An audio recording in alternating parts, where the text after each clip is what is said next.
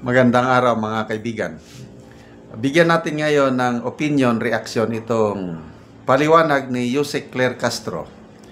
Doon sa sagutan nila ni BP Sara, unang nagsalita si Yusek Claire Castro nung nasa India pa sila na parang nabanggit niya na nag-travel o papunta si BP Sara sa Kuwait.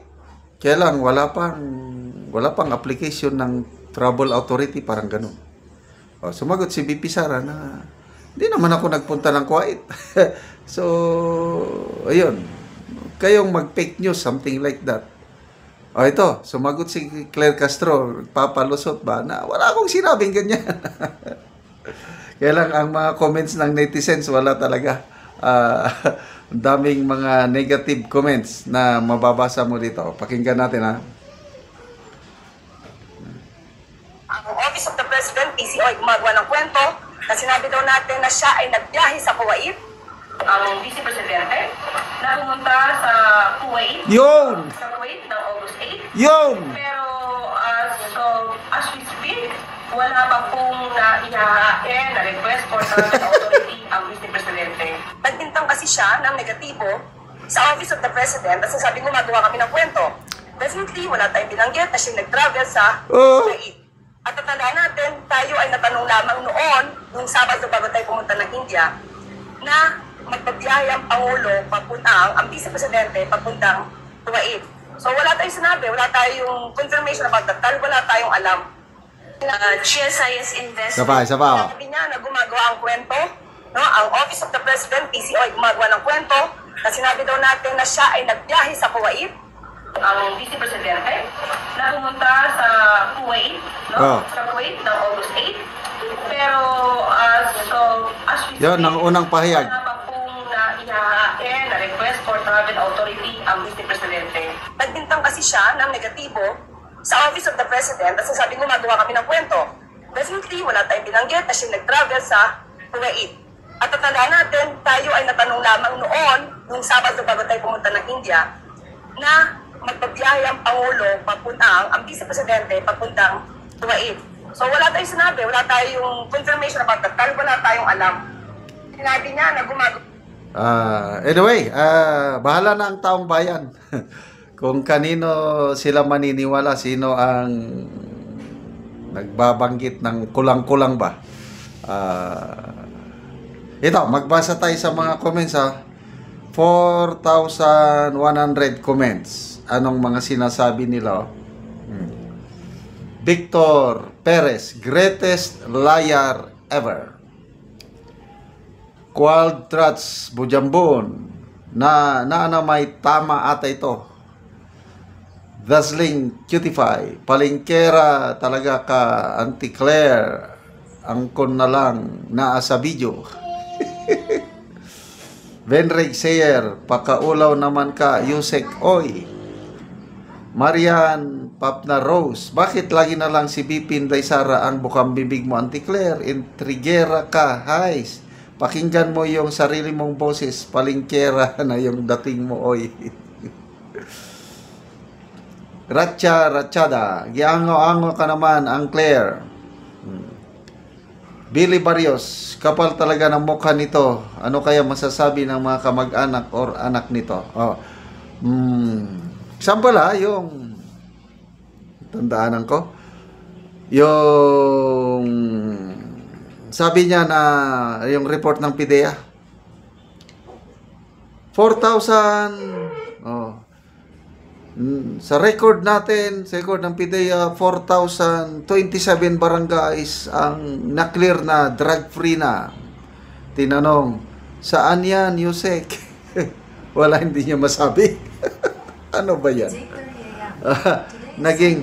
Naging spokesman din ako, although mababang level lang sa Northern Mindanao, sa Army.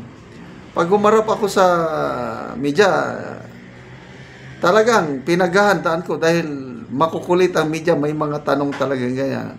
Yung kanya is, ay, wala kong alam, sige, we will provide, okay lang yon. Kasi hindi naman all the time, alam mo kaya lang, we will provide. Nung nag-provide na, iba-iba na naman. Ang kapal yung listahan. Yung pala, kalahati ay blankong papel. Ano ba naman tong gobyerno ito, nakakatawa. Tapos, hindi niya inangkin ang responsibilidad, sinisi niya ang PIDEA. Malay ko, sabi niya. PIDEA ang nag-prepare niyan, hindi naman ako. Siya yung Palace Press Officer. Bakit hindi mo buklatin? Ang kapal yung report, kalahati pala mga blanco. Ayaw niyang angkinin yung kanyang, sisihin pa niyang PIDEA. Tapos, iba yung sinasabi na 4,000, iba rin yung sinasabi ng PIDEA na naman na parang 26,000 barangays na ang na-clear. Ganyan na po ang ating anti-clear. Masanay na tayo. May 3 years pa siyang magsasalita ng ganyan. Yan na yun. Palagi lang bukang bibig mga Duterte. Kasi nga, yun ang kanyang rule. Malayong malayo siya doon sa spokesperson ng OBP, si Attorney Castelo ba yun? Ruth Castelo. Napaka-professional kong magsalita. Na nakaka-inspire. Dapat ganun din sana itong Palace Press Officer. Ang kasi nila is more on defensive. Kasi marami silang kapalpakan, kaya nag-designate sila ng Palace Press Officer para may sasagot sa mga kapalpakan. At kung may kapalpakan, ang strategy nila is isisi palagi sa mga Duterte. Ganun ang nangyari. So, wala. Instead na Karen Davila, nagre-reklamo na sa isang interview. Wala naman kaming naririnig na mga information nyo tungkol sa nagawa ng gobyerno. Puros na lang Duterte. Ay, nako. So, ano pa? Mga Ana Ros Abinido, may pahit talaga. May video na nga tumahimik ka. Isa kang baliw. Ayan, nagsabi siya, pumunta sa quiet. Marites ka talaga. Joanna Sis, Anti-Claire is so entertaining. My Amnesia Girl Part 2. Ulyanin na ba yan o napakasinungaling? Anyway, as I've said, tanggapin na lang natin, yan po ang ating Palace Press Officer. Hanggang 2028 na yan. Okay, salamat mga kaibigan sa inyong pagsubaybay sa ating channel. Nakakatulong kayo ng malaki sa tribong Talandig ng Bukidnon dahil ang sweldo natin sa channel na ito is pantulong natin sa tribo. Sa ngayon, namimigay tayo ng livelihood assistance sa kanila, nagpapatanim ng saging lakatan at Arabica coffee. Kung may itinanim, may aanihin. Panoorin niyo ang video na ito. Na anak ko sa among saging lakatan. So, ang among unang tanom, lakatan. So 240 tanan ang among tanom nga lakatan. So tama ni sa ilaya. O kining among lakatan hapit na pod ni mamunga. Tungod kay mga dagko na og tag-as na pod. O gawas nga hinlo ang among lakatan, padayon pod mi ani sa pag-abono. Og pag-spray sa puradan. So nindot gyud ang tubo sa among saging. So gawa sa lakatan nanumpod mi og kape. Kay mas mahal ang kape kaysa lakatan. So mauna ni ang among tanom nga kape nga isa pa ka bulan. Maayo kaayo ang tubo og kining among tanom nga kape nga 700 tanan gyud buhi. Makita gyud namo nga nalipay mi sa pagsuporta sa kape nga maayo gyud ang tubo sa among kape.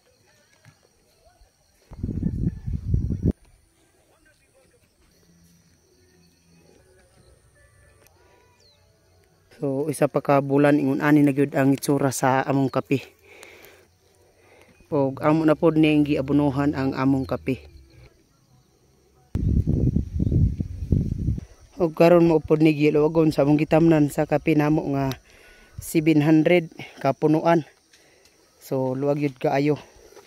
Gawa sa lakatan naapod among kape kay nagtuo mi ani nga makahuas mi ani sa kalisod sa dihang panalanginan mi sa Ginoo nga maka-harvest mi niining among mga tanom. So salamat gyud kaayo sa nagatanaw sa video ug labi na sa Ginoo nga moy naghatag sa amoa og panalangin nga kami makatanom. So salamat kaayo, and hinaot mi nga magpadayon ang inyong pagsuporta sa amo aron mahawas mi sa among mga kalisod. So salamat and God bless.